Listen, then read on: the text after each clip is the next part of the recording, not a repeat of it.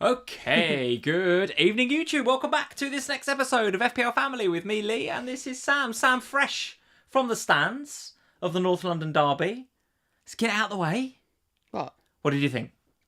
I don't understand why everyone's quite so like, ugh. There's a lot of that going on Spurs Twitter and Spurs social media. That's not a good result. It's not a good result. How did it feel in the stadium?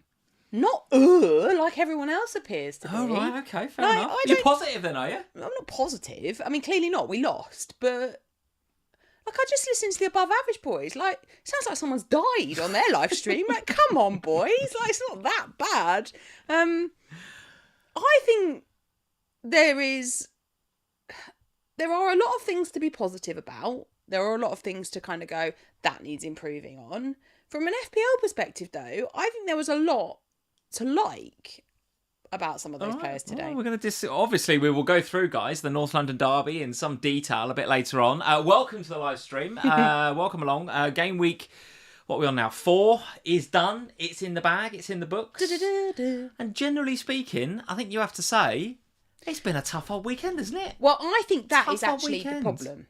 What's the problem? I think a lot of people have had a terrible FPL week. FPL has been really bloody hard this weekend. There's no doubt about it. And because of that, I think listening to some of the, particularly when you think about the content creators that have done badly, their teams have also done badly. And that's like being punched in the face twice, isn't it? Bang, here's a bad FPL week. Trying to find reasons bang, to be cheerful over the weekend when both of our teams have lost 1-0 at home. And it's like, okay, well, at least FPL went well. And it sort of didn't. But, you know, we'll cover that. We'll do that. It's all fine, like, no one's died. They've still got bloody hell, you are cheerful today. I like this. I don't understand why you've got to take positives in life, Lee.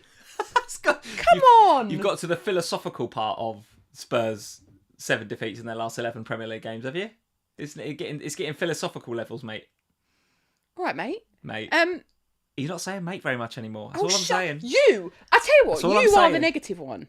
I am. You are the negative one. I see you in the Slack stirring up, I nearly said the S word, stirring up problems. I see you there, Bonfield. We'll have a chat about it later. And on Twitter, I think you'll find. Yeah, I think you are a problem. I think Ange is a big problem at the moment. No. You are causing a problem where there is no problem. All right. Well, guys, we'll talk about that a bit later on. Expect it to get heated. Grumpy guts. Potentially divorce is. It's let's just see how you that goes. being grumpy. I think you've got a big problem with him at the moment, but we're going to talk about it. Shut up, a big problem. I think there's a. I think you there's and me problem. might have a big problem. Hi everyone. It could be. I don't know how this is going to go tonight. This is going to be random. I think you and me, knows? you've got bigger problems than Ange. Like what? By being so bloody negative all the time. Cheer up. I've got bigger problems than Ange. Listen, guys, lots to discuss from an FPL perspective over the course of the weekend. Not least a big reality check for Arnie Slot at Liverpool. A big reality check. We're going to talk about that a bit later on. Is it too early to talk about that? I don't think so, but it is a reality check, no doubt about it. The return of Mr. Ollie Watkins, 2 goals against Everton. Is Watkins back, or was Everton just bad again? Letting a 2-goal lead slip again for the second time in 2 game weeks. The thing is, it felt inevitable. We'll talk about Everton later, but didn't it just feel like... I think we said to each other as soon as Aston Villa scored the first one, here we go, 3-2 again. When the first one went in, yes, I agree. I think when Everton were 2-0 up, I'm like, right, surely... No, but they can't do the same again. Surely they can't do that again. They can. But listen, I don't think it's all bad at Everton. I honestly don't think it's all bad. You're talking about reasons to be cheerful. If you're an Everton fan, let me know what you think, because they do seem to be able to score goals. It's not all bad. It's not all bad. Hang on. How can you sit there and say it's not all bad at Everton? Well, we'll have a healthy. It's grim. We'll have a healthy debate about it, Sam. They're scoring goals. Ooh. They're scoring goals. There's no doubt about it. Some bangers as well this weekend, right? An absolute beauty we saw from Harvey Barnes and John Duran yesterday. That was nice too. What a goal! What a nice goal. And even Shah as well. Like he's got that in his locker, Shah, hasn't he? Yeah, but I'm not being funny. But Shah, Harvey Barnes, John Duran. Where's the FPL players in those bangers? I know. Yeah, I know. I noticed Praz tweeting something like, great to see the outside of the box bangers coming back this weekend. And he's right. I mean, we've seen some pretty good goals so far this season, but to see 3 outside of the box absolute humdingers was a treat, wasn't it? It was a real treat. It was, but I just wish they'd come for like... Yeah. Well, No, lots. I mean, the players that I own. lots to discuss FPL wise. I mean, Muniz not starting, that's a big one. Isak going on at half time, that's a big one. Jota coming off on 59 and 52 seconds. Whereas Diaz, being the third sub in that game, coming off on 60 minutes and 3 seconds, gets 2 more points than Jota. Raging. Absolutely raging. Absolutely ridiculous. If there's one thing that sums up this week, I think that is it. That is it, isn't it? That's it. Both being subbed off at the same time, inverted commas for the podcast listeners, but actually... But one gets the clean sheet point and the extra point, and the other one gets one. You've seen, I think we've seen the fastest goal in the Premier League as well with Visser. And then the most yellow cards. The most yellow cards in a game. match, but also the most yellow cards in a Premier League weekends. The most yellow cards in a Premier League weekend, because there were a few in the North London derby as well. Well, we were on 7 by half time. Well, what was the game yesterday that had the Chelsea. 14? The Chelsea game. But there was 14, but it was also the manager book, so it was actually 15 in that game. And do you know what was mad about that game? We discussed it in a bit. Bad, was it? I don't think I saw a bad tackle in that game. Was there there's some fouls, yeah, but was there any where you'd go, oh, that was really nasty? But also watching the North London derby today, I've watched North London derbies that have been fierce, really feisty, bad tackles going in everywhere, loads of. I've watched bad North London, brilliant North London derbies, but bad ones in terms of bad tackles and stuff. Genuinely, this one was not a nasty London derby. No. How there were 7 yellow. We sat there and we were like, the refs lost the plot. Somebody's getting sent off here, but not because somebody's being that bad that they deserve to be sent off, but because he just keeps pulling out the cards. Is there a bit of needle gone out of the North London derby? Unlike you to come home and say, yeah, it felt quite friendly down there today. Oh, I didn't feel friendly. It was weird. It certainly didn't feel friendly. That's not the word I used. But walking down the Tottenham High Road, normally on a North London derby, it's there's Arsenal fans and there's Spurs fans, and they're kind of mixed in together because everybody's coming from the same places. Yeah.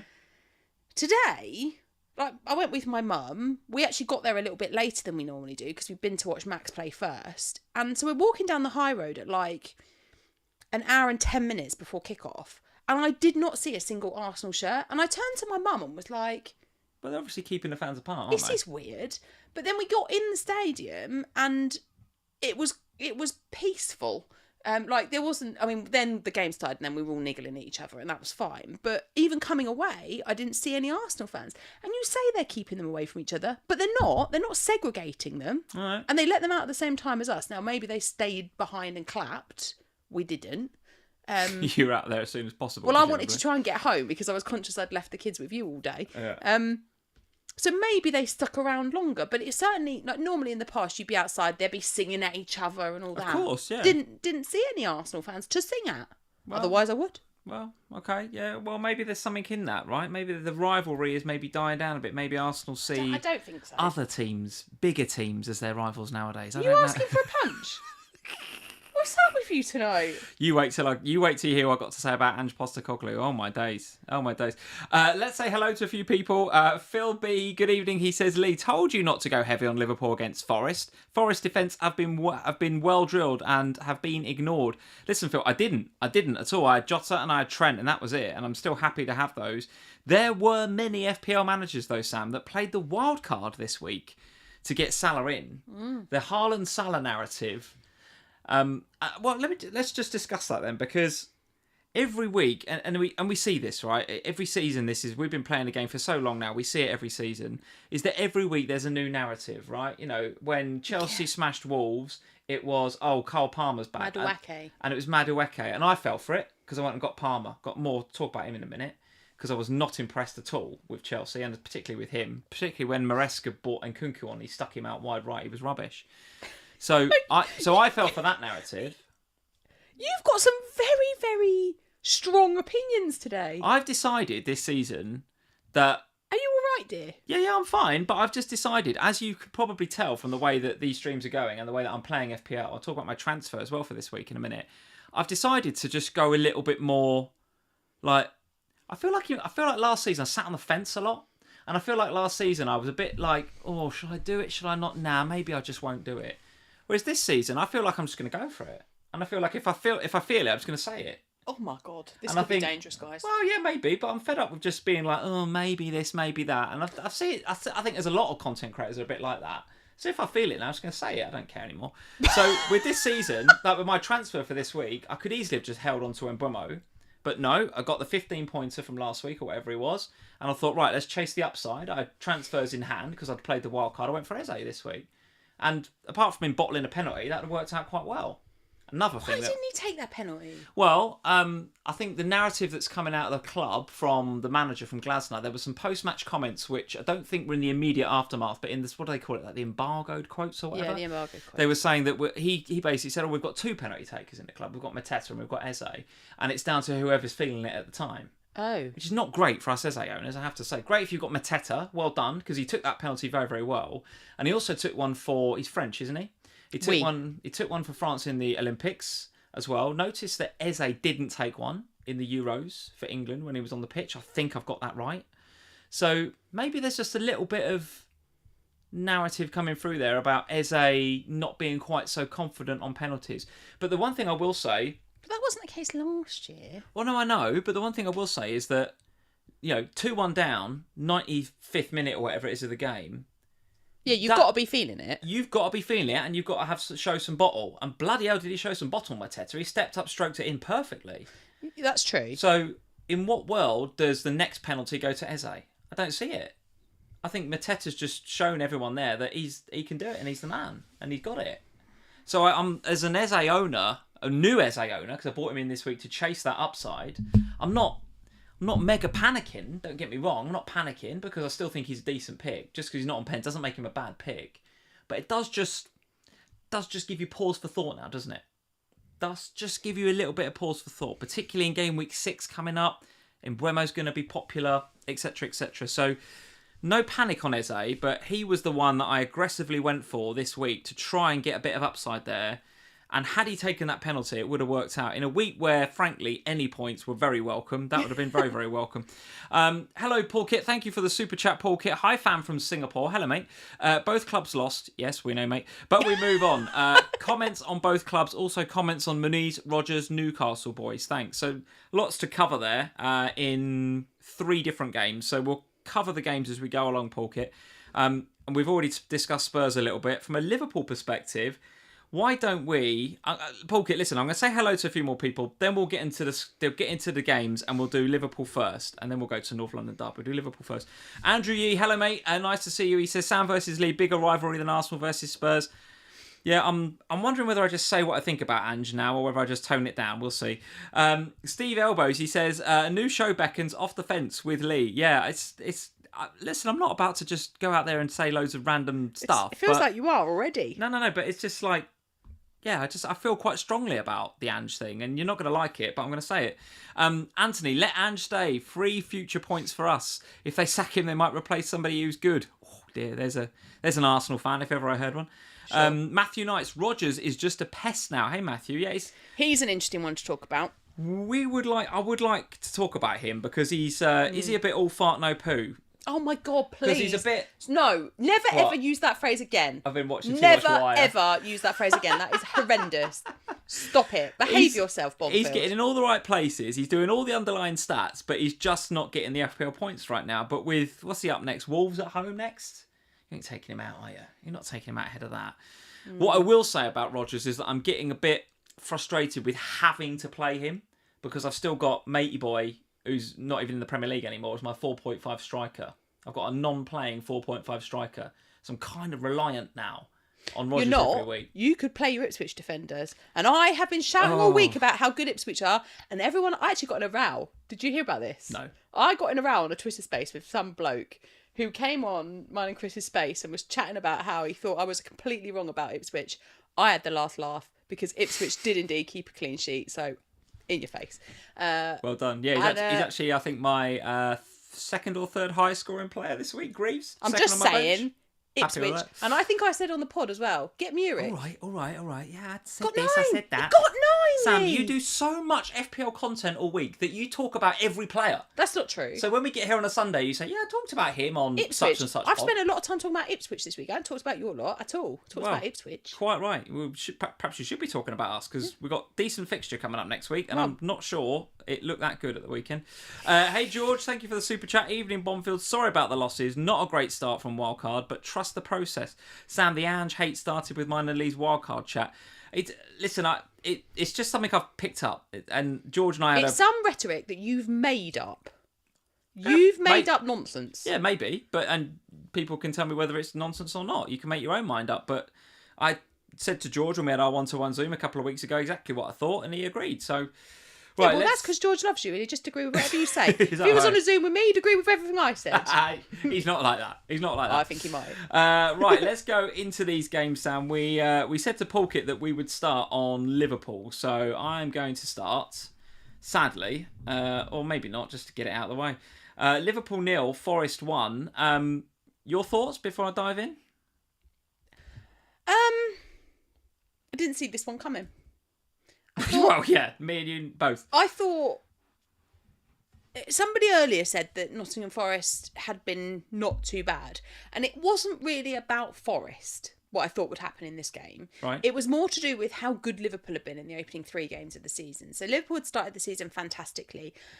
At Anfield, it is a fortress, and I thought realistically, I don't see Forest getting smashed, but I did see Liverpool winning the game and I did see a clean sheet. Yeah. Now, because I didn't see Nottingham Forest being smashed, it was part of the comfort that I tried to put around myself, I think, with the not having Salah thing. Bit of confirmation bias. But yeah, I was kind of hoping... Same, I think. I was kind of hoping that I was going to be right, and therefore I'd be all right not having Salah, even though I kind of feel like I'm on completely the wrong Liverpool attacking asset by being on Jota.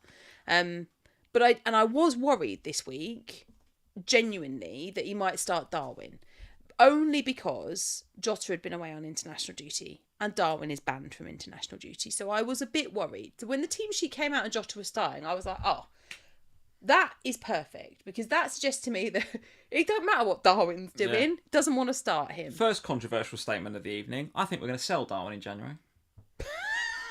I cannot tell you... That's not the first controversial thing you've said. I cannot tell you how crap that player is. Oh. I mean, he's always been a bit crap. But honestly, he comes on and absolutely nothing. We get nothing from him. He's come on now for the last 3 games or whatever it is. I've not seen even a whisper from him Not a run. about trying to get in this team. No. Nothing. And I'm not saying, and I'll talk about Forest in a minute, but their goal comes from a ball into Darwin Núñez's feet. He falls over because he gets tackled from behind, and he's, oh, where's the foul? No, Núñez, stay on your feet, protect the ball, and get bring up and someone chase else it into back. play, and if you lose it, get up and chase the dickhead back.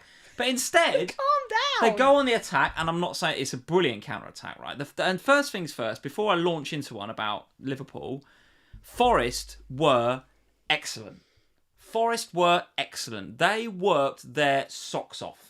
And there was at least 2 or 3 highlights I saw on Match of the Day where they're throwing bodies in front of the ball, they're defending for their lives.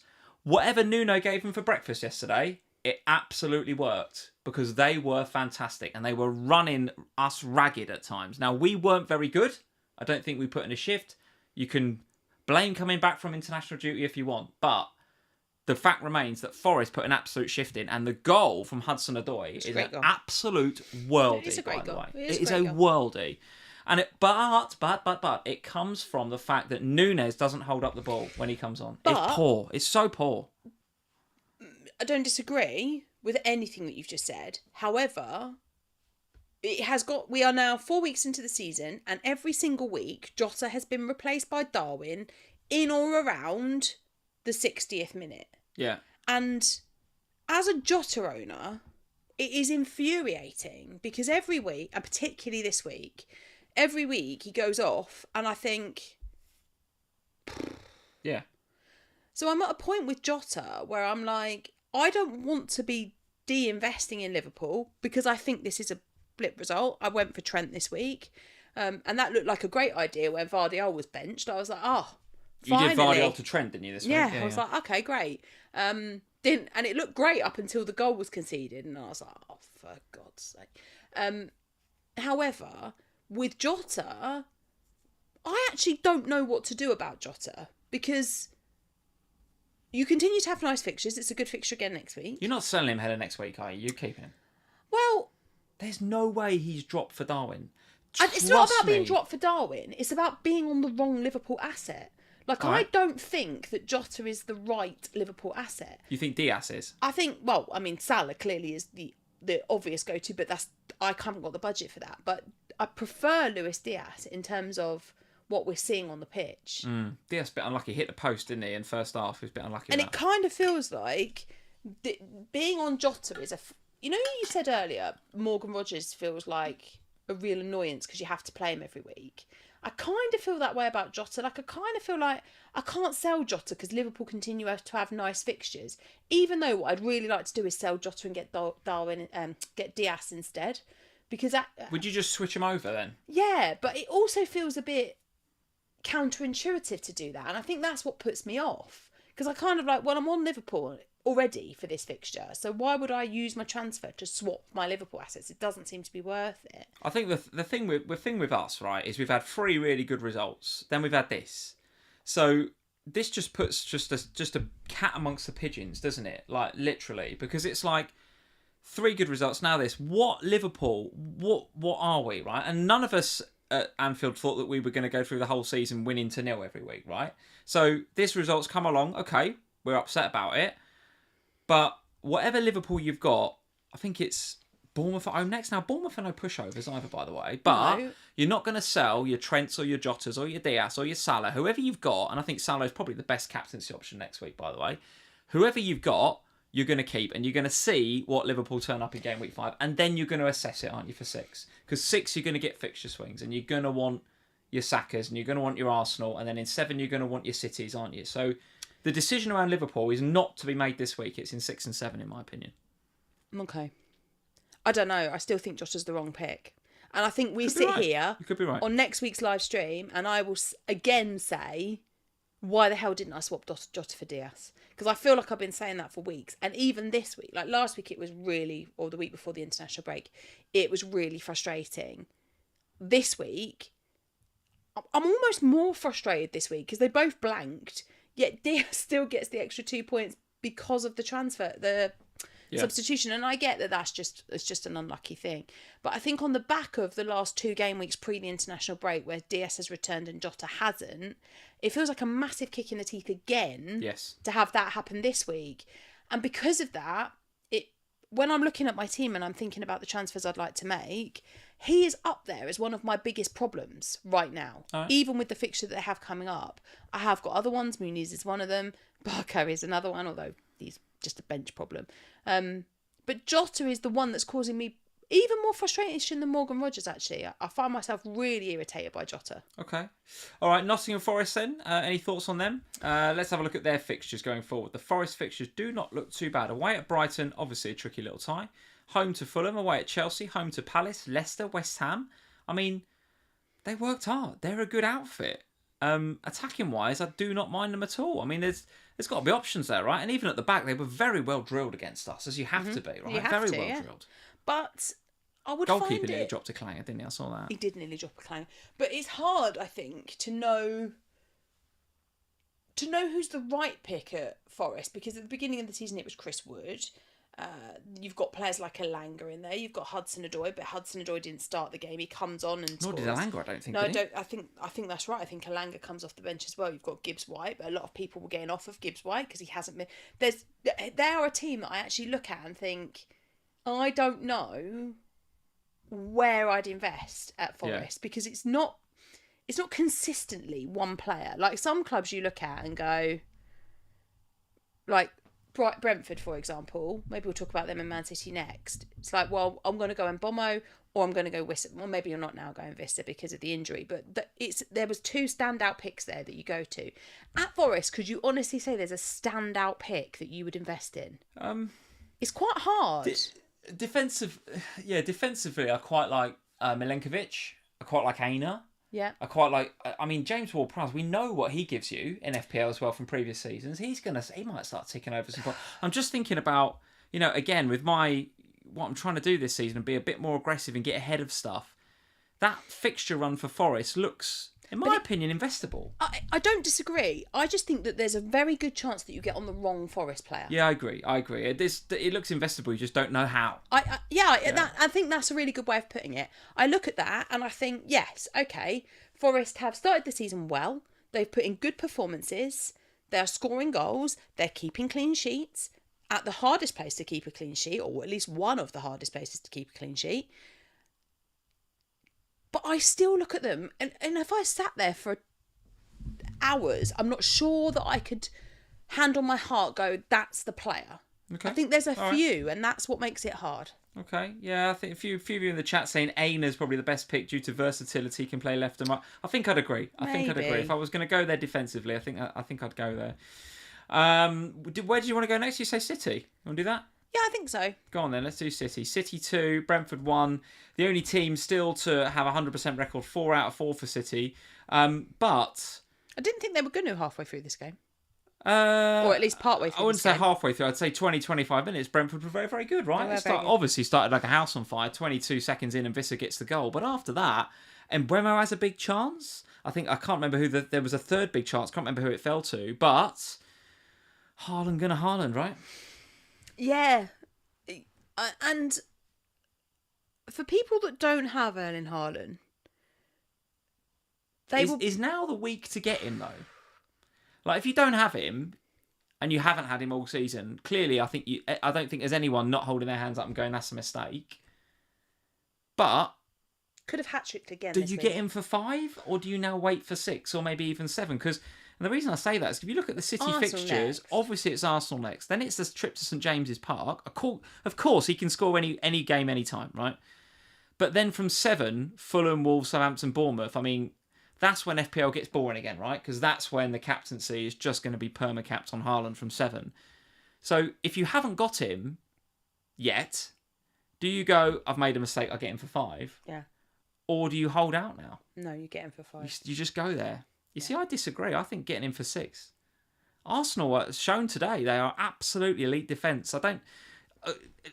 Here's a statement that's probably going to come back to bite me. But do I see him going mad against Arsenal? No, I don't. He'll score at least once against Arsenal. I could see him maybe scoring once. I think Arsenal are proper good team defensively. Don't disagree. That game's huge, though. It is, yes.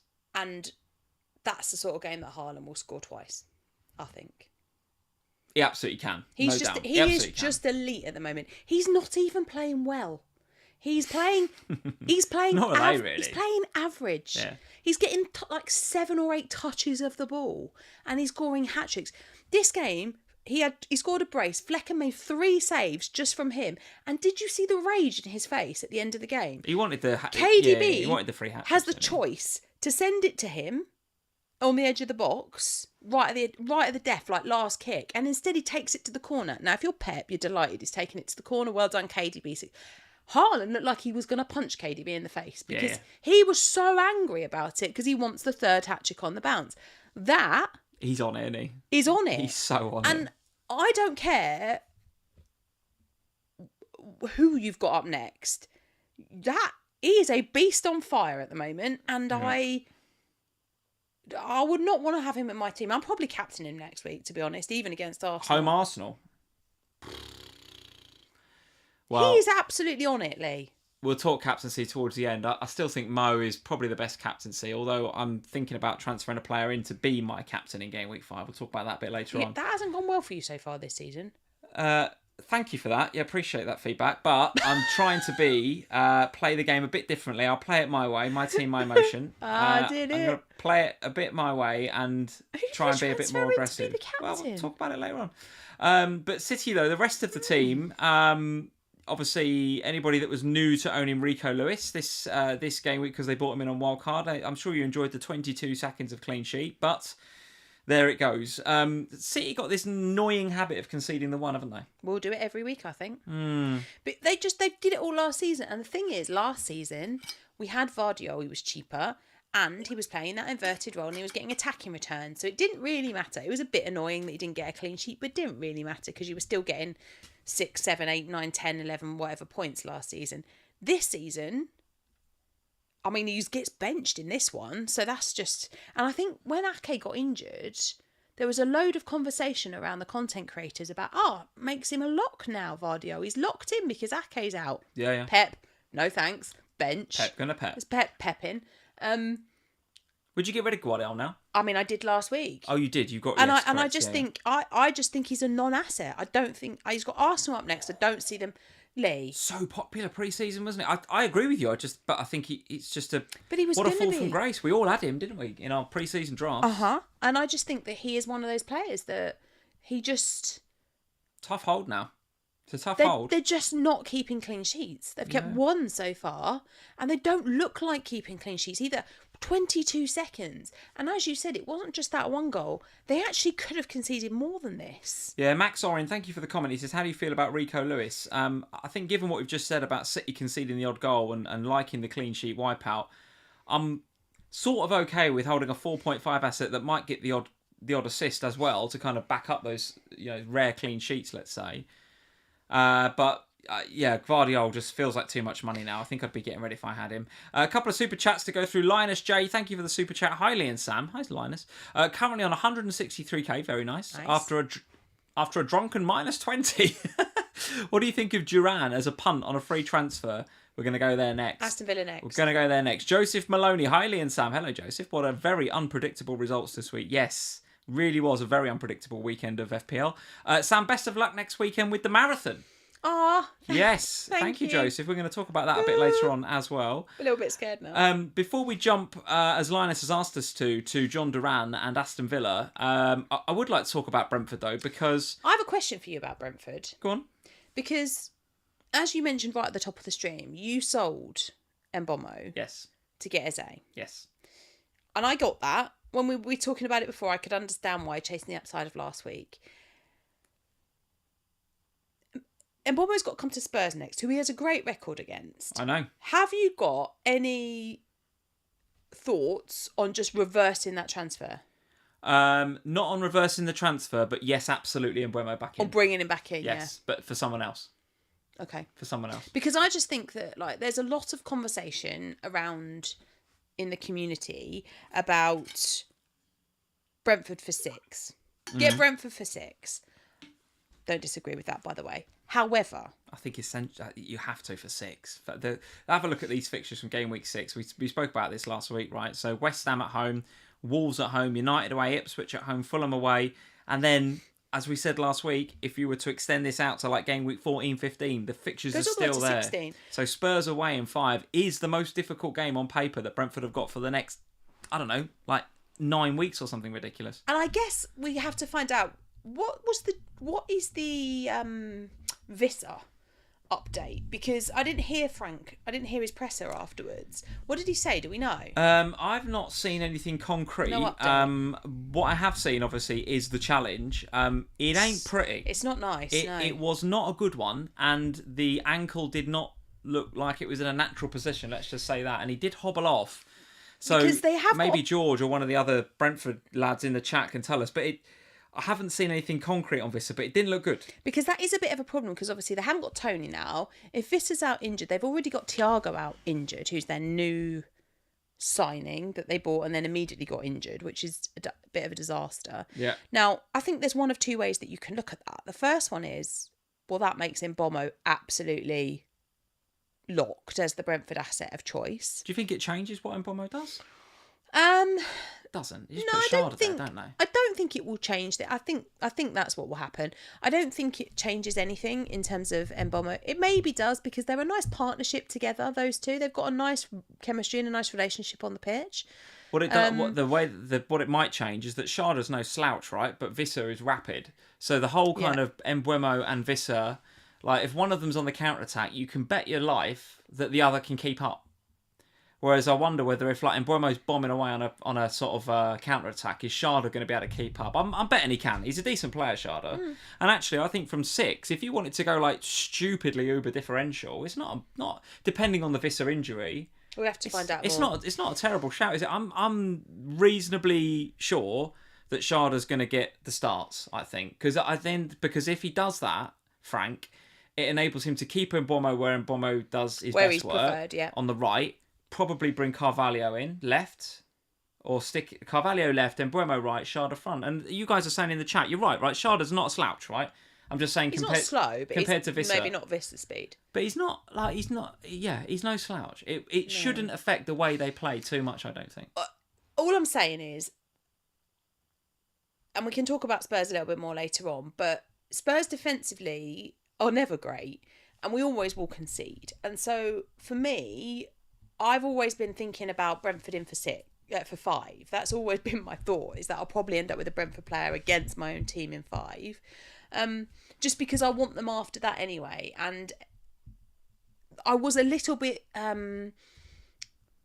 unsure about how it was going to go. So before the injury to Visser this weekend, I was quite happy with my midfield, apart from Jota, but then he hadn't played yet either, so we didn't know what was going on there. I was thinking, I don't know that there's anyone in my midfield that I really, really want to sell to get Mbommo. Yeah. Apart from Harry Winks, but I haven't quite got the budget for that.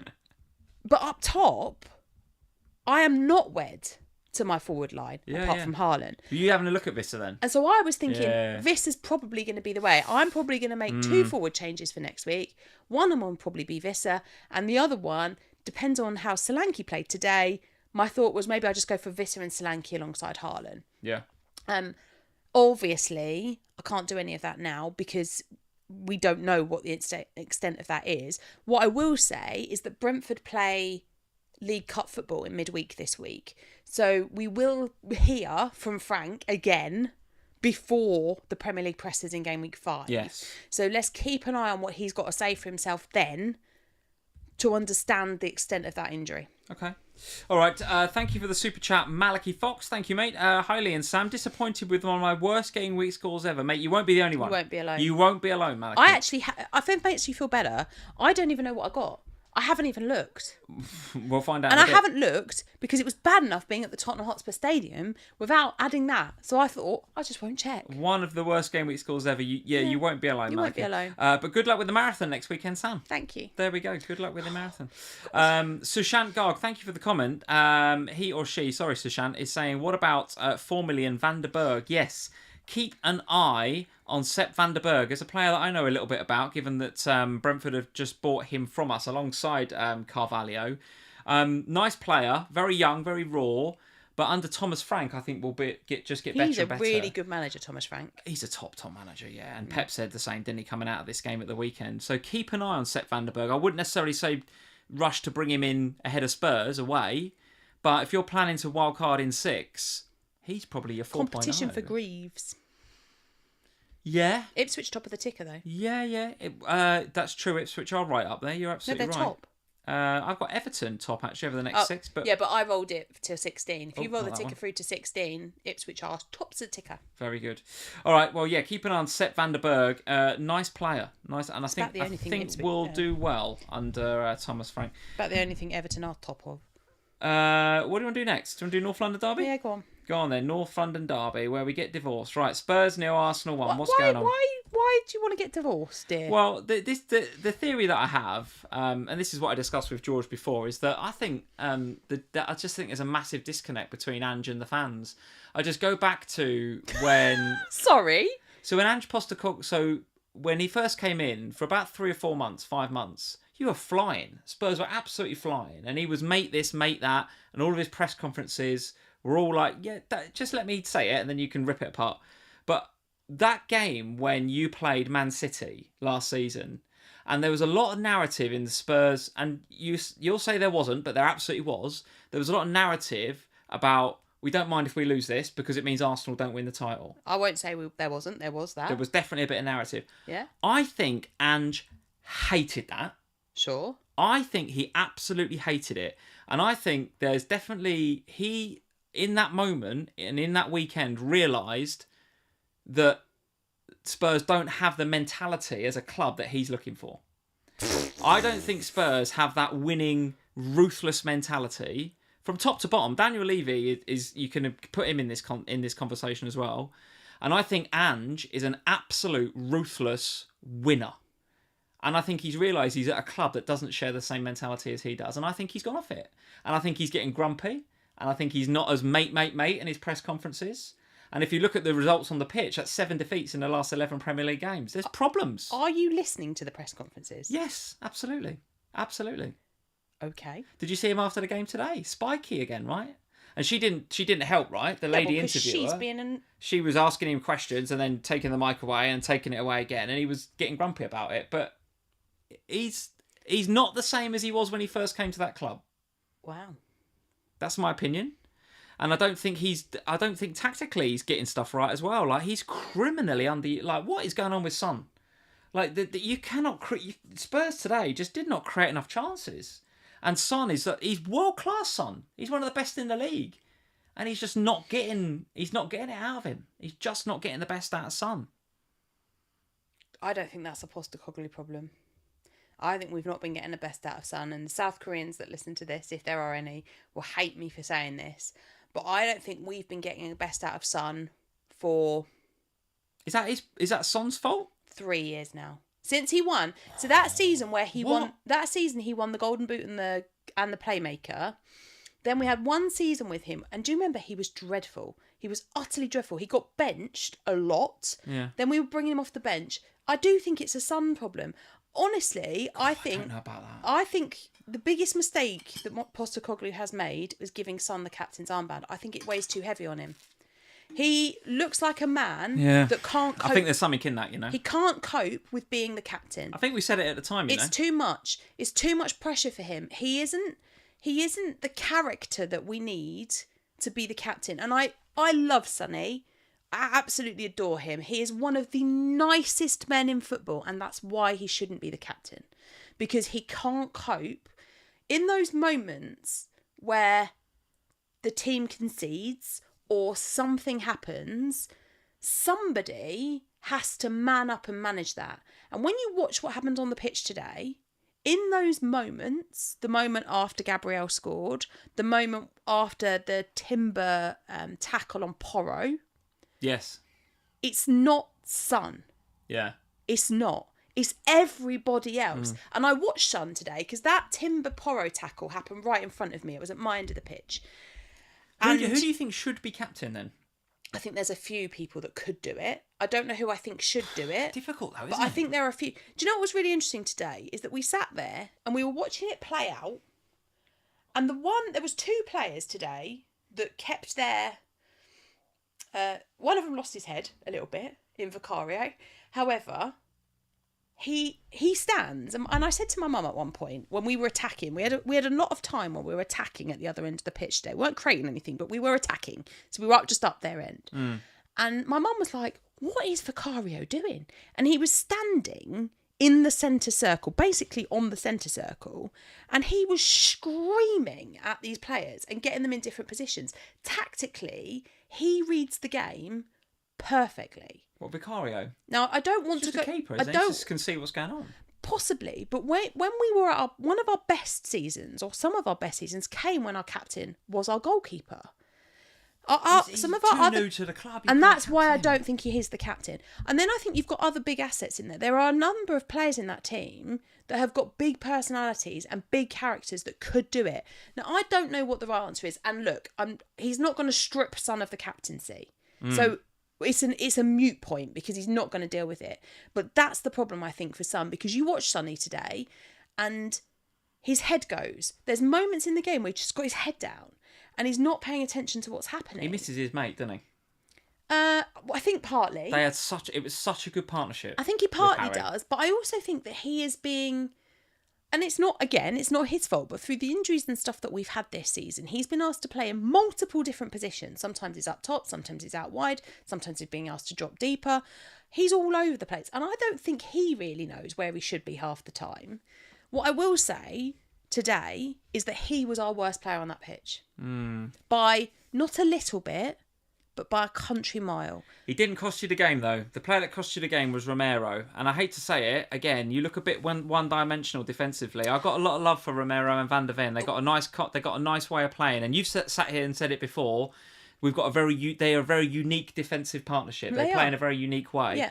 Well, when you've got a unique style of play, that means it's very one-dimensional. And it's easy to play against, right? But, sort of. However, Arsenal scored 1 goal today.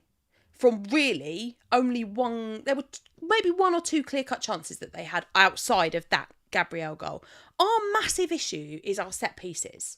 We do not, and I don't understand why we aren't working on it. Because we must be. He says you are. He says we are, and we do have a set piece coach. I mean, I think he needs sacking, but we do have one.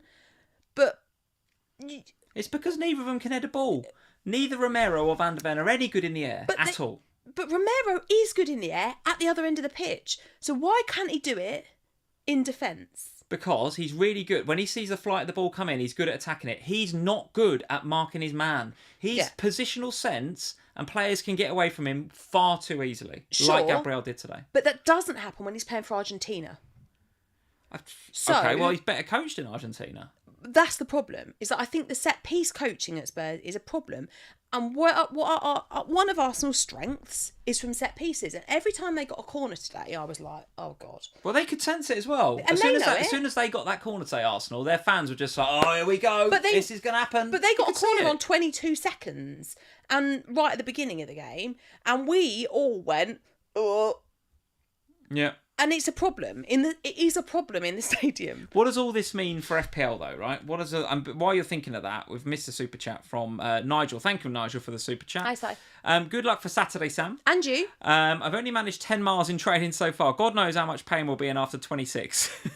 You'll be all right. Maybe Lee should donate £10 for every Ange criticism. Mate, I've not got enough money for that. I think there are... Okay, so let's start with Spurs from an FPL perspective. Go on. I actually don't think... I think you've been incredibly negative and very unnecessary tonight. I think you need to get back in your box and calm down because it was all a bit much. Do you not agree with me on Ange then? No, not at all. I do not agree with you one bit. If you were in the stadium today, listening to the fans singing his name, I just think you're completely wrong, but whatever. Well, I think you've been duped as a fan base. I think you've been duped God's because sake. The first few months he come in and he's all, mate this, mate that, I'm a nice guy. And he started amazingly well. So you all fell in love with him. And now you can't fall out of love with him. He's fallen out of love with you, trust me. No, he Because he all hasn't. thinks you're nutters for wanting Man City to win. So You are a lunatic. the connection is not right, Sam. It's not right. I'm telling you it's not right. And if I was a betting man, I don't think he's... Any divorce lawyers in the chat? Could you drop me details, please? Because... Second controversial statement of the night. I'm not sure he makes it into the season. Oh, shut up! You're an absolute... Darwin Núñez gone in January. Postecoglou gone before May. I don't like this, Newly. Just saying. That's just what I think. Just what I think. And according to Simon's rules, I now owe you £100 worth of sponsorship. Are you all right? I'm fine. I'm just saying what I think. Has anyone else noticed that when Liverpool do badly, we get this, Lee? Yeah. Well, you come on. Based on today, we'll see a bit more of this today. I'll be honest with you. Absolute crap yesterday. I think there were some positives today. And go on. I'd love to hear them. I think we didn't create very much today. And what was positive. And what was really annoying, I'm going to punch him when we go off the stream. Better send some, I don't know. Actually, your mum and dad are away. You can go and stay at their house. Give me a break. Well, I've lost my train of thought now. There were some positives, but you haven't said any yet. Go on. What was a positive? Dom Solanke was back. That's positive. Dom Solanke was good, but we're coming to him in a minute. Right. Last week, we were very, very creative against Newcastle, and we had nobody to finish the ball. And it was a real annoyance to me, because we created chance after chance after chance after chance. No one finished it. This week, Solanke's back, and I was like, brilliant. We didn't create any chances, but I think we didn't create chances more because of how well Arsenal defended, rather than because we weren't trying to be creative. We were trying. We were in the right places. We were doing the right things. They just were good at knowing what we were trying to do. They read it well. Yeah, I mean, they're elite. So my honest feeling is that we were doing the right things and getting in the right places. And against a weaker defence, sorry, George, and I don't mean this in a negative Brentford way, but you are a less at defence than the Arsenal one, because everyone is. They're not bad though, Brentford. They're not, but they're not Arsenal. I know, get that. They're not Arsenal. Crap. And with Solanke back, we have got somebody. He worked bloody hard today. He was excellent. He was really, really good. He was in the right places doing the right things. And had we been able to supply the balls like we did against Newcastle, he scores today. 100% he scores today. And then we're having a conversation about how we get Solanke in our teams in the same way that we'll be having a conversation about Ollie Watkins. George is saying that's fair, Sam. I'll allow it that Brentford are a worse defence than Arsenal. Well, everybody is. Given, but I'm not sure. They are a worse team. They will give you a proper game next week. I didn't say that they wouldn't. And I think the atmosphere. I think it would be actually better for Spurs if you were at the G-Tech, but you're not. You're at home. What are you on? It's feasible. You go back-to-back defeats at home. Oh, isn't shut up! You are on one tonight in a ridiculous way. Do you not think it's feasible you could lose to Brentford next week? No. Okay, I just think Brentford are a very, very good side. Before I really get the arse with you. All right, no because problem. I'm really lost my temper with you now. So move on. What about Arsenal? No, I don't want to talk about this game anymore. Move on. All right. Okay, because you behave like a twat. Where would you like to go? Anywhere else. You decide. Chelsea. What's going to make you not behave like an idiot? I'm not behaving like an idiot. I'm just saying what I think, Sam. Just saying what I think. You're deliberately winding me up. Bournemouth 0, Chelsea 1. What did you make of this game? I think if you're Bournemouth, you're really annoyed to lose it in the way that they did right at the end of the game, because actually I thought Bournemouth played well in this one. Sod's law that it's Nkunku that comes off the bench and scores the goal as well in this week of all weeks when FPL is in the mud. No one's got any points. And the player that we all backed at the start of the season and then gets benched and drops by the most FPL price points in the league so far is the one that comes on and scores the goal. Controversially, I didn't think Chelsea were great, but no, they weren't. They looked better when Jadon Sancho came on the pitch. And if you're Ten Hag, I think you're wondering where that Jadon Sancho's been. He looked like a player that had a point to prove. Yeah, I think so. I think that's why I wanted to pick him in our sleeper draft, because I just think he's one of those that could do well. Am I expecting him to blow up the league? No. But he's the sort of player that might just go, actually, I'll show you Man United and put in a couple of performances. And he did make a difference when he come on, no doubt about it. Cole Palmer, though, what did you make of his performance? Because I've got him in my team, bought him in my wildcard in 3 as a bit of a reaction to what he did in game week 2 against Wolves, but I'm starting to regret it. I never really understood why you wanted Palmer so badly on the wildcard. I get that the fixtures were nice, but Chelsea haven't been great. They don't look right yet. And maybe it will come. Maybe it's a new manager, new players, new position, growth thing that needs to happen over these first few weeks. Mm. But every game I'm watching them and I'm expecting them to... The talent that they have, they should be great. There's loads of talented individuals there, but that's what they feel like. Yeah. Talented individuals. When Sancho and João Felix come on, you're like, bloody hell, if you're going to bring on 2 names, right. That's 2 names to bring on, right? Yeah. But they don't feel like they're a connected team yet, if you know what I mean. And I thought Bournemouth actually were the better team in this one. They played like a team.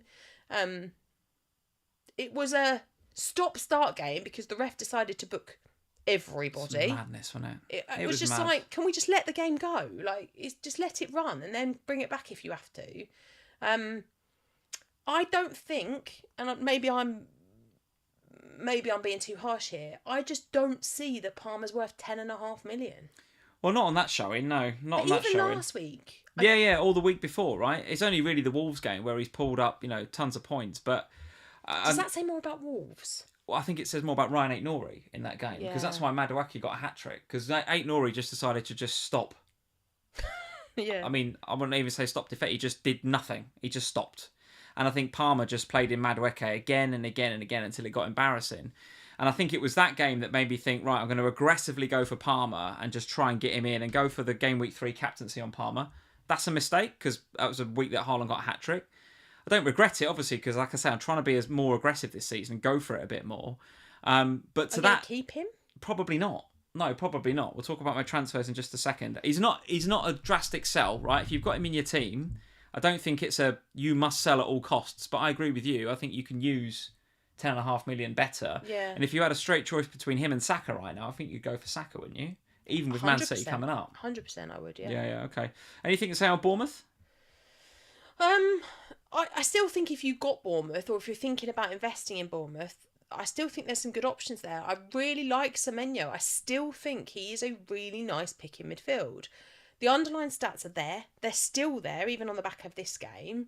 So, all right, he didn't get anything out of this one, but I still think he's a nice pick moving forwards. And I think there are others as well. If you want to stay at Bournemouth, I know that Evan Nilsson missed the pen, and maybe this game is entirely different if that pen goes in. Yeah. But I do think there are good picks at Bournemouth, and you know, the fixtures, they're quite mixed, the Bournemouth fixtures, but we are seeing enough from them, I think, to make a Semenyo pick. Yeah, mixed is I think mixed is generous. They are bottom of the ticker right now. Liverpool away next, then it's Southampton and Leicester, which obviously doesn't look too bad, but then Arsenal, Villa and Man City from 8. So, but if you're picking a Semenyo, he's cheap enough that you could bench him against Liverpool, or bring him in after the game against Liverpool, have him for those 2 nice fixtures, and then stick him on the bench for City.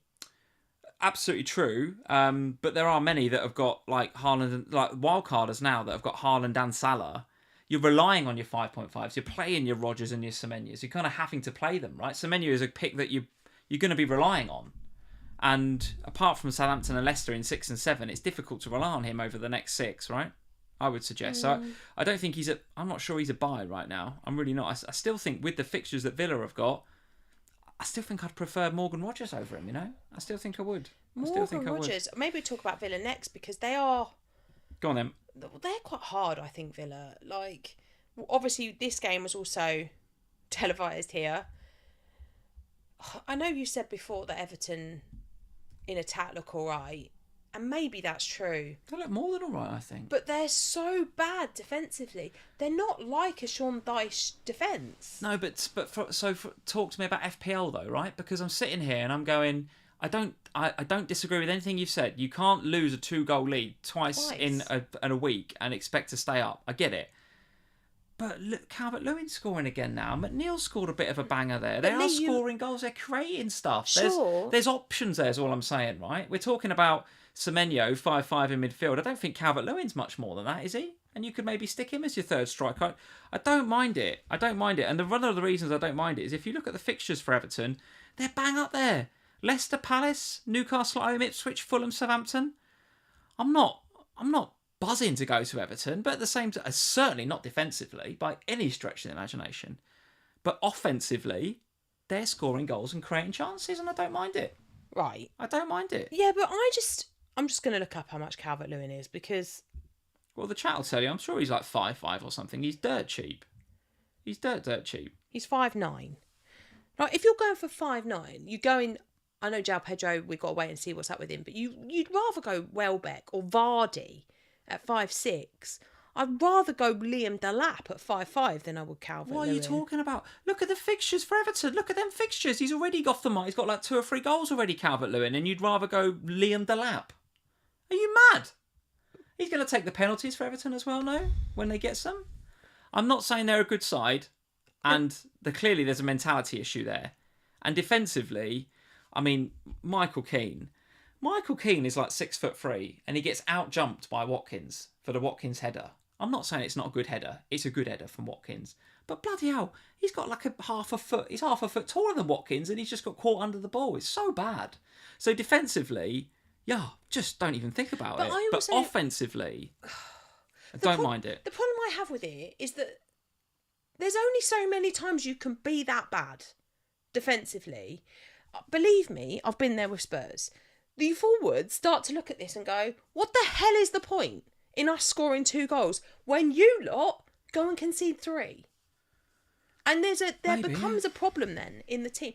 I think there's a massive problem at Everton. And I want to stay as far away from them in FPL as I can. In fact, I'd be more inclined still to look at the players that have got to face Everton. All right. Because they're so poor defensively that the likes of Jamie Vardy could easily go and score something there. Who have they got after Leicester? Who, Everton? Yeah. Palace, Newcastle, 2 games at home, then Ipswich, Fulham, Southampton. I think over that next 6, there's 6 goals in that for Calvert-Lewin. I think by game week 10, he's got 8 goals. Do you think he's going to score 6 goals in the next 6 games? I think he can get 5 or 6 goals in those games. Yeah. Why not? And at 5'9", I think he's a brilliant price. If you're wildcarding into 6, or even if you're going for it in 5, he could be your third striker very easily, and I'd have no problem with it. No problem. I think there's definite value in Everton. I think there's definite value in Calvert-Lewin. Not defensively. Don't even think about it. They are absolutely terrible. Because in these games where they've been 2-0 up, they've looked good. They're great against Bournemouth. For 85 minutes, they were great. And what they lacked was mentality as soon as the first goal goes in, and then fitness. And the reason Bournemouth won that game is because Erik decided, we said this last week, he decided to stop playing. He did an 8 Nuri. In this game, they just mentality. And John Duran scored an absolute perler, isn't he? It is a worldy goal, no doubt about it. But I do want to talk about, so I think Everton are good, you don't. What about Aston Villa then? Because many will be looking at Watkins now. Some might be even looking at John Duran. I've noticed a couple of comments about John Duran. I still think he'll be a super sub. There's no way that he starts off of Watkins, right? And I think the setup and the system... Even around the Champions League? Yeah. I mean, Watkins come out after the game, didn't he? And he started talking about the fact that even he doesn't feel like he's 100% yet, but he's getting there. And he's had the most chances. I think I read somewhere coming into, or on the back end of this game week, he's had the joint most amount of chances. As forwards, from the forwards. Of all players. Him and Haaland have had the most amount of chances. Just that Haaland's got a million goals and Watkins has got a few now, right? He's off the mark. So I look at that and I go, well, look at these fixtures with Villa coming up. Wolves, who, by the way, I saw a graphic on Sky after the Wolves game today when they lost to Newcastle. 1 win in their last, however many it was, 15 games in the Premier League. So they're bang in trouble. Ipswich away, Man United at home, Fulham, Bournemouth. This is, oh God, I've moved my graphic. This is Ollie Watkins we're talking about. You know, proper prime FPL asset. And I don't want to give away my transfer for next week. Well, I will. I'm thinking about bringing him in. I'm thinking about bringing Ollie in. And I'm thinking about captaining him next week. Because I think the captaincy next week is definitely up for debate. Really is up for debate. I think if you've got Mo, it's Mo. But if you've got Haaland, I think, and only Haaland, as I will have, because I won't have Mo in my team next week. Too much surgery. I think there's a debate to be had. And I think Watkins against Wolves is a really, really good option. Yes? No? Thoughts? I don't disagree with anything you just said about Watkins. I slightly disagree. I don't think that we can be certain that there won't be some rotation with John Duran, because in the early stages of the European exploits for Villa last season, they did not start Ollie Watkins. He did not play in many of the early rounds. He only came on if needed, and it was only towards the more difficult rounds that they then started to play him. So he wasn't playing Thursday night, Sunday most weeks. Mm-hmm. He would do the travel, but he wasn't like Palmer style, being just left at home. He was doing it, but he wasn't actually getting 90 minutes in very many of those matches at all until the latter stages of the competition. This season, he will be getting 90 minutes in the Champions League every time the Champions League is on. I don't think that's up for debate. Do you? What, Watkins? Yeah. It's a league now. It's not like groups where you've just got to win your group. You've got to stay in the... Depends how long they stay in the competition, doesn't it, and all that, right? Yeah. I certainly think that for the next few weeks, while the league stage of the competition is active, Ollie Watkins is playing every Tuesday, Wednesday, Thursday, depending upon when the Villa fixture is. Now, do I think that he is able right now to play 90 minutes on a midweek and then again at the weekend? I don't know, honestly. Well, Watkins is the sort of player that once he gets into that rhythm and once he finds his fitness... Agreed. He can, I think. But has he found his fitness right now to do that? Well, no, but the way you find your fitness is to play more minutes. Of course. But I wonder whether he might start him in midweek in the Champions... Well, he will start him midweek in the Champions League. But whether then at the weekend, he might go, okay, I'll start John Duran at the weekend and you can come on for 30 minutes at the end. And then you've got 120 minutes in your feet this week. And then next week, you get 140 minutes in your feet and you build it up. I wonder whether, because John Duran is playing brilliantly when he comes on. He's not terrible. It's not like bringing on Darwin Núñez. We are bringing on an actual decent player who's playing really well and probably deserves a start.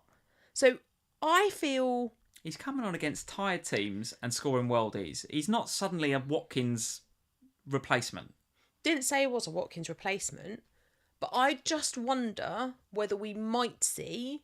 The Champions League is very hard for a team that haven't played it for a very long time. And I just wonder whether we might see a little bit of reduced minutes for Watkins in the Premier League because of the Champions League. I might be wrong. Watkins might get the start. I might be reading way too much into it. All right.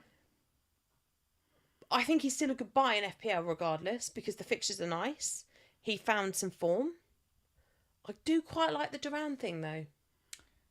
Yeah, I think he gets plenty of time in the Premier League. I'm not concerned about it, to be honest with you. And I think the amount of chances he's getting, I know this was Everton. I know they're giving up chances, particularly in the second half, in second halves at the moment. But I go back to what was the game against Villa played something, didn't they? And he had a couple of real gilt-edged chances, and a fully fit, match-fit Ollie Watkins puts them away. And all of a sudden, if he puts a couple of those away, he's on 4 or 5 goals already, and we're not even sitting having a debate. He's in. Because with those fixtures, Wolves at home next week. For those of us that won't have Salah in our teams, and I'll reiterate, I think Salah is the right captaincy, the best captaincy option for next week. But if you don't have Mo, I think it's Ollie Watkins. And if you don't have either, then it's probably Haaland, right? You can't go wrong captaining Haaland, right? But I just think Haaland against that elite Arsenal defence, I don't see him going mad. Can he? Yes. But do I see him going mad? No. So I think Watkins is a good option. I don't think he's a bad option. No. Just okay. to be clear. All right, let's move on. What other games do we want to discuss? Is there anything to discuss? Manchester United. Let's do them. A couple more games to go. Southampton 0, Manchester United 3. Could have been all so different if the penalty wasn't missed by Cameron Archer. But United... Terrible penalty. Not a good penalty. Although Onana does do well to get down to it, I suppose. But then, I think... It's exactly where you'd want it to be as a goalie, though. Yeah. If you guess the right side, that ball's in the perfect place. Yeah, you're getting it. Yeah. De Ligt, though, goal on a clean sheet. Yeah. Got to be happy with that, right? Rashford back on the score sheet. What did you make of the game? It's difficult with Manchester United, isn't it? Because part of me wants to go, yep, they look quite good. Yep, we could think about investing. But then I think, but they were playing Southampton. Southampton do, unfortunately, sorry Saints fans, look like a team to target, don't they? Yeah, and so it's actually, that becomes difficult then, doesn't it? Because when you're trying to make a judgment about Manchester United, it's like, well, how far am I judging them based upon them? And how far am I judging them based upon the team that they were facing? Because Southampton, they give up chances, and I don't want to do Man United a disservice here, because I thought this was actually their best performance so far by a long way. And I don't want to do them a disservice by kind of saying, oh, it's just because Southampton were terrible. But I do think we have to weigh up that Southampton were pretty poor. De Ligt, though, I think there's an option there. I think he looked good. Maybe. I the way I read this, and this is probably a little bit of Liverpool bias coming in, but I just thought Southampton were bad. And the Rashford goal in particular, like, you can see why Arteta's letting Ramsdale go, right? Yeah. He was bloody awful. He's bloody awful. I feel like he's weakened their defence. He's probably a better keeper than what they had, probably. But the problem with what Saints are trying to do is they're trying to be a football team. They're trying to play out from the back. They've gone and signed a goalkeeper who's not very good at that. That's why Arteta's letting him go. Let him go, yeah. And trying to play out from the back against a team like United, who can on their day press well, you are going to come unstuck. And that's exactly what happened. They come unstuck with the first goal. The Rashford goal, it's an all right hit from Rashford, but he's got to save it. Just got to save it. It's poor. It's very, very poor goalkeeping. So, on another day, I think, forgive me, United fans, I think the score flattered you a little bit, especially as the Garnacho goal was on like 96 minutes or whatever. But listen, they got the win, and are they back in the groove, Man United? There's a lot of positives to take from this. There is some positives, no doubt about it. Who have Southampton got next? Southampton coming up next. Let's have a look. They have got Ipswich up next, so a proper 6-pointer. Will you play your Ipswich defender next week if you've got one? You got Greaves or anybody? No, I don't have one. Right. I really wish I did. I'll probably play my Ipswich defender, I think, next week. I'd play Liam Delap as well if I had him. Because Greaves is a bit of a threat from set pieces as well. Leif Davis looks like a great option if you got him. Yeah, all right, so there we go. Not too much else to say about that. Anything else? Palace 2, Leicester 2? We talked about Eze, didn't we? We talked about Mateta a little bit. We talked about that. I'll go back to that. That's it. And then Wolves won Newcastle 2, which we spoke about a little bit at the beginning. Only just happened, isn't it? A couple of hours ago, but a couple of bangers from Barnes and Shaw. So Newcastle get it done. Let's just go into talking about, because you said about getting Watkins this week. Is that for Isak? No, I don't have Isak. You've wildcarded, haven't you? Why don't we do teams then? So this is my team for this week. This is the score, 55. Very much survived it, is the way that I feel. Green arrow. 3% green arrow. Can't lock that. You can't. No, you can't. Particularly with Greavesy on your bench. Yeah, Greaves sitting there with 6. When João Pedro didn't turn up, which was a bit out of the blue, actually. I don't think anybody was reporting that. And an injury off of international break, which wasn't mentioned. And when he was asked about it, he said, "Well, no one asked me if he was injured." Yeah, and there's a few of those to look out for this week, isn't there? There's a few of the João Pedro injury. I'd like to know a bit more. I'm not mega concerned because the manager didn't seem mega concerned. Hurtzler, the Isak. Is he broken his nose there, or is it just a nosebleed that they couldn't stop? What happened there? Because he did properly take a ball to the face. So has it broken his nose or whatever? And if it has, can he wear the mask? A la Mbappe-esque or whatever. Yeah. Can you do a bit of that? Then Mbappe was terrible in the mask. Yeah, true enough. But listen, 55 is so you've got away with it. João Pedro for you? Well, it was Konsa, who I was hoping at home to Everton. When João Pedro didn't turn up, I'm like, okay, well, that's Konsa off the bench. That's all right. So home to Everton, that's fine. But clearly not. Clearly not. I was never going to play Greaves at that. I don't think I was No, it's just a shame. Greaves, so it's fine. He's in there. Yeah. So the tail of the tape is really just the Haaland captaincy, Saka and Raya. That's all it is. The Raya 9-pointer has saved me this week, no doubt about it. There's a bit of what ifs in there. If Eze had taken the penalty, it could have been a lot better. If bloody Fulham hadn't conceded in the last bloody minute. Oh my God. It was a double whammy, because what else happened at the same time? Because something happened, didn't it, in one game, and then Robinson lost his clean sheet straight after. I can't remember. And we both went, for God's sake. That was just... I can't remember, but the Danny Ings goal was a bit of a dagger to the heart of us Robinson owners. Yeah, so annoying. Yeah, had Man City switched on for the first couple of seconds, then Lewis might have kept it clean. There's a few ifs and buts, right? Hudson-Odoi scores a worldie, and Trent's clean sheet goes when he's on for an 8-pointer or whatever. There's a few ifs and buts in there. But 55, so I've got away with it. My transfers, in terms of what I've alluded to it a couple of times, is... Oh, you've got your non-playing third, haven't you? Yes, so Ouijo is still in my team. You can't possibly have the money to go him to Watkins. I do if I go Palmer to Mbeumo. Oh. And that is what I think I'm going to do. Have you got 2? Yes. Because I've been rolling them since the wild card. I would have 3 if I hadn't done the Eze move, but I don't regret the Eze move. But doing Palmer and Ouijo to Mbeumo and Watkins for next week feels like a big upgrade. Very, very good to me. Feels very, very good. And gives you a captain. It gives me the captaincy potentially for Watkins as well, which I am very keen on. It does mean going without Mo again for another week. I mean, we're in it now. I don't like it, but... there's going to be... I think there might be a bit of a swing away from Liverpool in the next few weeks. Maybe from 6 and 7 as people want to get onto City and Arsenal more. Okay. We'll see. George is saying, Lee, why the hell aren't you getting Dominic Calvert-Lewin in? You love him so much. Yeah, well, I might. I might. I'm not going to get him in. But yeah, Palmer... there was... The Chelsea game was... The Chelsea one was in it. I just did not like the Chelsea performance at all. And I did not like the Palmer performance. And I did not like when he... started making subs, Maresca, and he sticks Palmer out wide. That's the worst bit.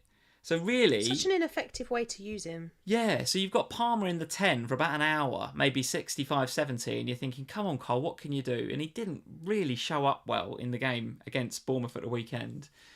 But then for the last 20 minutes, if he keeps him on, which he's doing, he sticks him out wide right because he's bringing in Felix and these sort of players, right? And Nkunku. So... And actually, when Felix and Nkunku and Sancho came on, they played really well. Yeah. So what does that mean for where he might put... I'm not...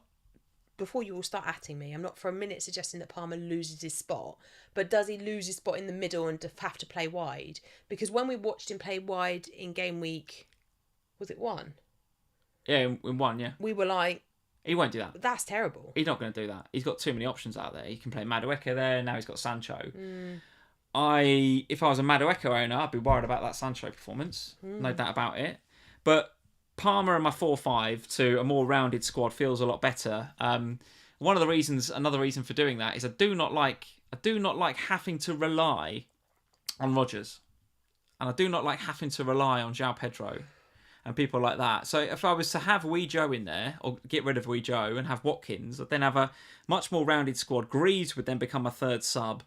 I could have... You don't surely want to play him next week? Well, I might do. Yeah, I might do. But the point is it's options then, isn't it? The point is it's Yeah. options. At the moment, I feel like I've got too much of a skewed squad, and it's Palmer, really, that's doing that. And until I see a bit of form from Palmer and Chelsea, and that might come. It might be another mistake. I've already made a couple of mistakes so far this season. And that might be another one. And if it is, then fair enough. But I think Mbeumo, a week early, because I do think from 6 I would definitely have him anyway. But bringing him in for the Spurs game, I don't think is a problem. And then you've got Ollie Watkins there as well up front, instead of Wejo. So I've got about $1 million in the bank as well. So I'd be using that up. The only challenge that I will have is that those moves, I've got 0.1 buffer at the moment.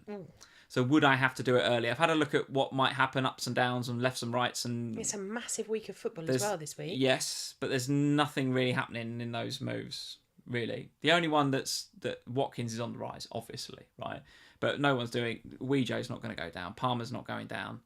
Mbeumo, well, because he didn't get 15 points this week, no one's looking at him, are they? The casuals are not looking at him. And then, so Watkins really is the only one. I think it's hard as well because obviously with the midweek fixtures, and we talked about them already, but we've got the four Champions League teams are in action, and then all of pretty much the rest of the League Cup fixtures are happening in midweek. There are small League Cup fixtures next week for the likes of Liverpool and Chelsea as well, and Newcastle, but so it's not everybody this week. But there is a lot of fixtures this week. So those two players that you're talking about bringing in, both of them have a midweek game to play between now and Thursday. Yeah. So it's just one of those things, isn't it? You're just going to have to watch the price rises carefully and then make a judgment call, I guess. It's not a week to knee-jerk, is it? It's not a week to knee-jerk. But those moves feel so good to me that if I had to, I'd probably do it.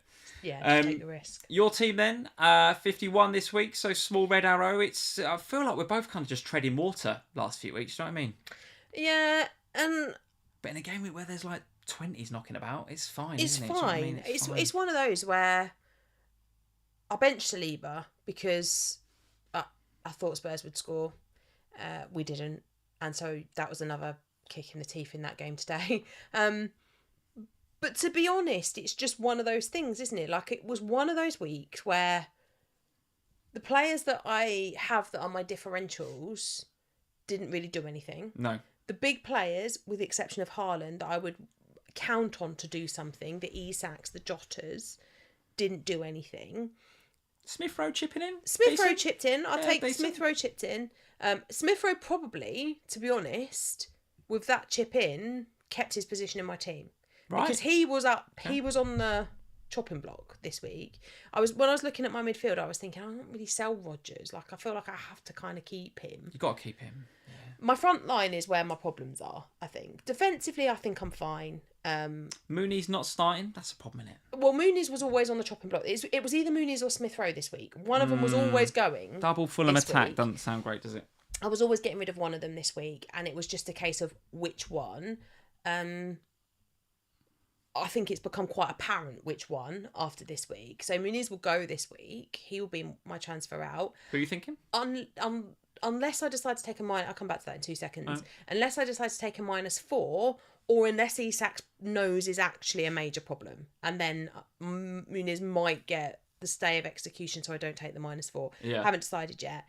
But in reality, I think that there are now some obvious choices in me. I have still got multiple millions of pounds in the bank because I sold a load of players and downgraded them and now have loads of money left. So I can do Isak to Watkins quite comfortably. Okay.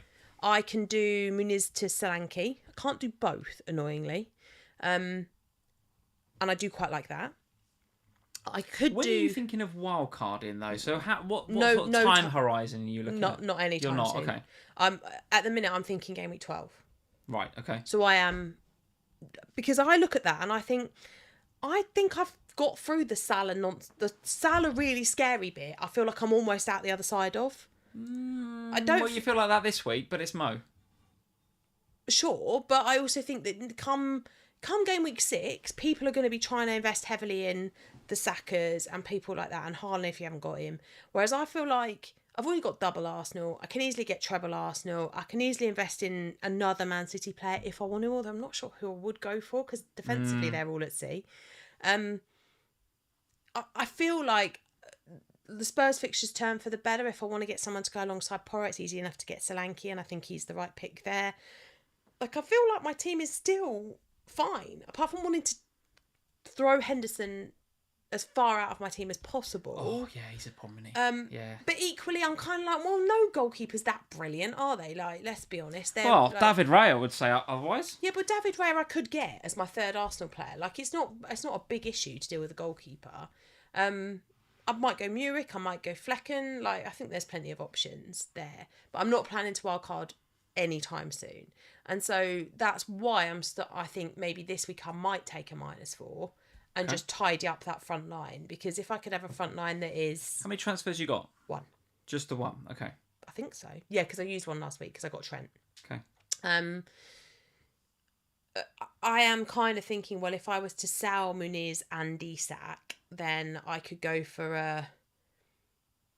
Well, it depends on which way my preferred is, whether I go for a Watkins and then a sort of Welbecky price point. Sure. Or whether I go for might actually go Liam Delap and save a little bit more money.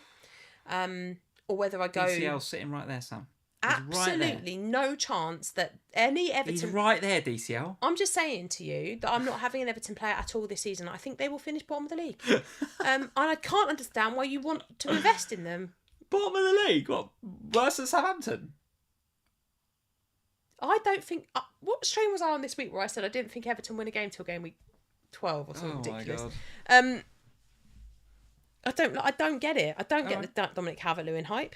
That only you seem to be talking about as well, by the way. I've not heard anybody else. Yeah, I mean, he's already scored plenty of goals this season, but yeah, it's just hype, isn't it? It's just hype. Yeah, sure. Or whether I go Solanke and then somebody sort of else in that mid-priced bracket. I could go for a Nico Jackson. I don't think I want to.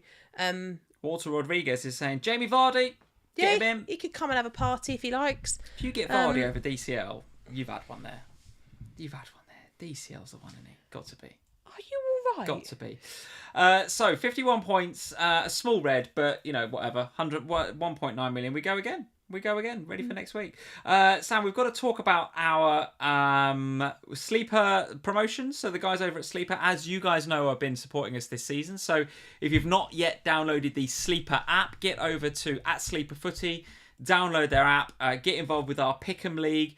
$100 worth of Fanatics vouchers up for grabs every single match week. And all you got to do is just predict the scores. Easy as hell. You just go into the app. I can literally do it here. How did I do? Literally do it. You did all right this week, I think. Better than me. Yeah, better than me. Yes. So you literally go into the app, got it there, Sleeper. You connect to our league, and if you want to connect to our PickEm League, here is you can search for it, but here is the QR code. If you want to have a look at the QR code, and you simply, guys, honestly, and I'll do it for next week, right? So match week 5, because that's what's coming up next, and you see that, look. So you just go in there and you just pick. You literally just click on who do you think is going to win. You haven't got to predict scores, just who's going to win. I've gone West Ham to beat Chelsea, Villa to beat Wolves, Everton, DCL hat-trick to beat Leicester, Liverpool to beat Bournemouth. I've gone Brentford to beat Spurs. See, I haven't. I've gone the draw, actually. I've got the draw. We are honestly, this might be our last live stream ever. So you get into the Sleeper app, you just pick the win, lose, or the draw, and it's as easy as that, guys. Honestly, easy as that. And in match week 4, the one we've just had, we had Sam 1, 2, 3, 4, 5, 6, 7, 8, 9 people that correctly scored, that correctly guessed 8 out of the 10 outcomes. I've had a shocker this week, 4 out of 10. It was an unpredictable week. Weeks I've beat you. I think. Well, yeah, that tells you something about my understanding of reading the football matches at the moment, and yours, which is clearly very skewed because you think Postecoglou hates everyone and Dominic Calvert-Lewin's the best thing since sliced bread. Absolutely, like Liverpool, I got off to a flyer in Sleeper, and now I'm fading. But we had 9 people, Sam, that all got 8. So However, how will we decide, Sam? I've gone for Leicester beating Everton next week, by the way. I just looked. I did my predictions. So I've gone the draw with West Ham and Chelsea, Villa to beat Wolves, Leicester to beat Everton. That's happening. Jamie Vardy party. Liverpool to beat Bournemouth, Newcastle to beat Fulham, Southampton and Ipswich to beat them. What have I become where I'm sticking up for Everton quite as much as I am? This is mad. Spurs to beat Brentford, Manchester United and Palace to get a draw between Brighton and Forest, and Man City to beat Arsenal. That's my predictions for next week. Well, last couple of match weeks, you've been doing much better than me on Sleeper. So we have got 9 winners, Sam. 9 winners, but only one, Sam. Only one can win the coveted $100 Fanatics voucher. So what's going to happen, Lee? In classic FPL family style, I have gone online and found the most random little thing. Look at this. Look. Oh my God! Here we go. Look at this. Why has it got faces on it? Have you branded this? You can custom. I found this what website. on earth is this? Well, you can customise a random wheel, Sam. And what I'm going to do, this is proper. This is high production value. This, I'm telling you, right. Is so it? what I've done is I've put all of the winners, all of those of you that guessed 8 correct out of 10 scores. Should we just say that we've decided to do this because people were saying, how will we know you've done it fairly? Yeah. So this is how we are proving that we fairly do this. Here it is. 2 weeks ago, I think we had multiple winners, and I just picked one at random, and everyone was like, why do you do that? I can't do that. That's biased. I'm like, well, I literally don't know who these people are. And then it's not even their names, it's just usernames, right? But okay, fine. And then for 2 weeks, we had an outright winner. So we didn't need to use the wheel. But today, we get to use the wheel. I've had this prep for 2 weeks. Do you know, one of the first things he said to me when I got home today is, I think we might get to use the wheel today. Yes. And not only use the wheel, Sam, 8 bloody winners. So 9 winners, so not even 1 or 2.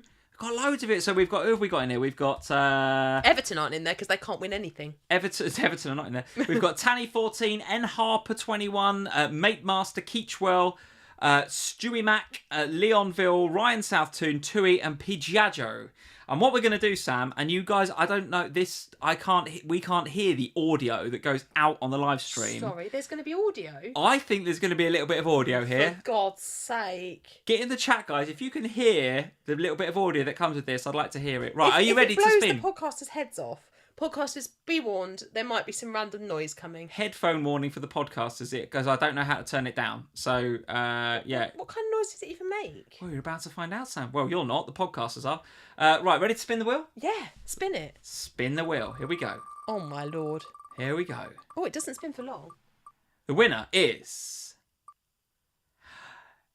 N Harper 21. Congratulations. Look at that, you get a little pop-up and everything. There you go. Absolutely brilliant. And I think the podcasters, and I'm hoping you're on YouTube as well, are getting a little round of applause when that comes in. We don't know because it doesn't come out through the laptop speakers, but I'm hoping there was a little round of applause that comes with that.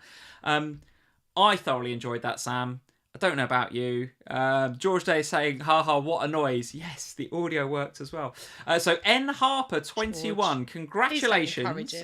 He or she is this week's Match Week 4 winner of the $100 Fanatics voucher. So well done. Congrats. And how many points how many matches did they guess correctly? 8 out of 10. Very good. You've got to do well on this. You can't just rock up and guess 5.5 or whatever. You've got to be quite good. And do remember that the overall winner, so N Harper, will get a £100 Fanatics voucher from us that will be delivered via your inbox on Sleeper. But the overall winner, the one that predicts the most right outcomes of matches this season, will get 2 hospitality tickets to a Premier League match of your choice in terms of team, and we'll try and get the match of your choice for the 25-26 season, because clearly we won't know what happens until game week 38 is all done and dusted, so it will be for next season. And up until 2 weeks ago, that was looking like me and Wilco having a day out at Liverpool. But what, have you both fallen off the cliff like Liverpool? No, Wilco is still looking all right. I'm not. I had a couple of bad weeks. But never mind. Sam, a quick shout out for your good self. We've had a couple of super chats this evening and a couple of very nice messages from you guys talking about the Shine Night Walk. Tell people what you are going to be up to. Not this time next week, next Saturday. Well, this time next week I might be looking like this. You might be sleeping. We shall see. So next Saturday evening at 7:40 p.m, I will be walking a marathon, 26 9.2 miles to raise money for cancer research. It's a charity very close to my heart. We've had a lot of issues lately around this in my family, and I wanted to do something to kind of help. And what can you do? Nothing really, apart from you can do this. Do this. So alongside my friend Jenny, we are going to don our glow sticks. Love it. And some fancy light up flower head things that I've bought for us to wear in our hair. It starts, if you are London based or near London and you want to come and say hi, please do. It starts at Battersea Park and basically loops all around the centre of London or via all the landmarks. I'm hoping to do this. What sort of time? Come on, tell us. So in my head, I was like, it's not what's it going to take. I'm hoping to do it in 11 hours. Yeah. Because That's doable. Because I really want to be back to watch Max play grassroots on Sunday morning. So I'm hoping to do it in 11 hours. I know Nigel the Crab is also doing this as well. So I might see you along the route somewhere. Is he walking it sideways? Like a crab? Shouldn't No, he? I hope he's doing it dressed as a crab. Oh, don't give him ideas. Do not give him ideas. He should be doing it dressed as a crab. Playing the Little Mermaid music the whole way round. He says he can do... So he's in the chat, he says he can do 9.4 miles in 2.5 hours. He's power walking it. Are you going to do it in 6 hours then? That's sideways as well. Walking sideways dressed as a crab is going to do it in 6 hours. My target is 11. If I can do it in more than 11, I'll be absolutely delighted. I'm planning for this just to be like a nice... I'm not planning to like power walk. No. So far, thanks mostly to the FPL community as well, to be fair, I've raised £1,031.89. And we have to give a massive shout out to our patrons, because all of you guys that have just your generosity and what you've committed what you commit on a monthly basis for us in September, we've put straight in the pot anyway. So without you guys having to do anything extra, your monthly payment, rather than hitting our accounts, has just gone straight to this, right? The whole month.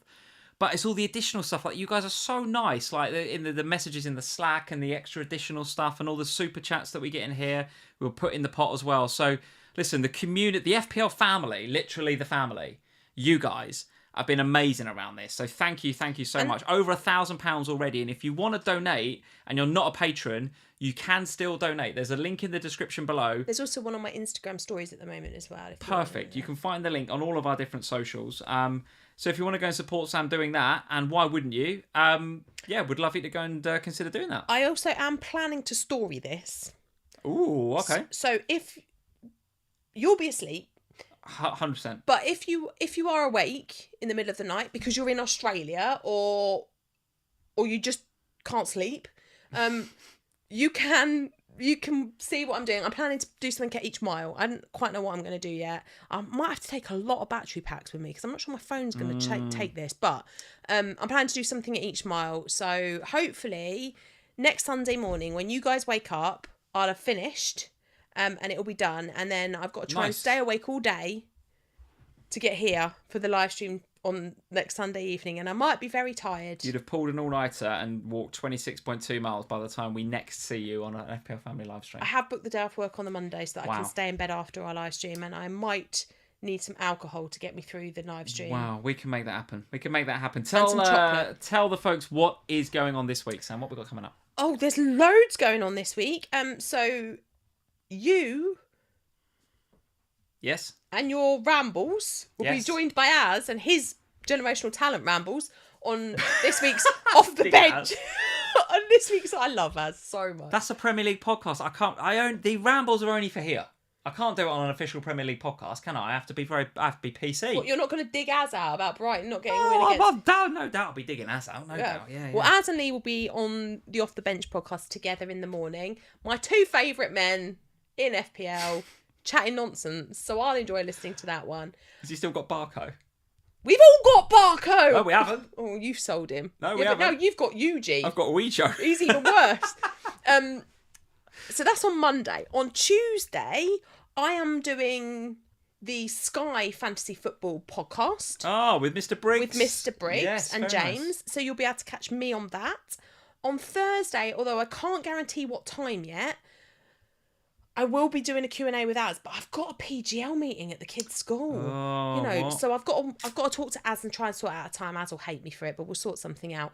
And also it's the official FPL pod, as usual, with Jules Kelly and I. And then on Friday, I'm doing the fantasy show.